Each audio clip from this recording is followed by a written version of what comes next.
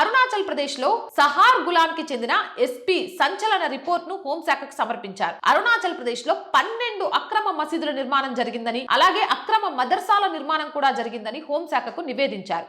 అంతేకాకుండా సావర్లగున్ లోని హెలీప్యాడ్ కి అతి సమీపంలోనే అక్రమ మసీదు నిర్మాణం జరిగిందని, ఇది తీవ్రమైన భద్రతా సమస్యకు మూల కారణం అవుతుందని కూడా నివేదించారు. 2009లో మసీదు నిర్మించిన భూమి 2024 ఆగస్టు 31 నుంచి లీజులో ఉంది. అంటే లీజు ఒప్పందంపై సంతకం చేయడానికి 15 సంవత్సరాలకు ముందు గిరిజన భూమిలో మసీదును చట్టవిరుద్ధంగా నిర్మించారు. అయితే ఈ మసీదుకు ప్రభుత్వ అనుమతి గాని, చట్టపరమైన అనుమతి గాని, రిజిస్ట్రేషన్ గాని ఏదీ లేదు. ఇక్కడ 10 మంది పిల్లలకు మతపరమైన బోధన కూడా జరుగుతోంది. ఇలా ఈ ప్రాంతంలో అక్రమ మసీదులు పుట్టగొడుగుల్లా వస్తున్నాయి. అరుణాచల్ ప్రదేశ్ స్వదేశీ యువజన సంస్థ ఏపీఐ వైవో ఇదే విషయంపై స్థానిక హిందువులను నిరంతరం జాగృతం చేస్తుంది.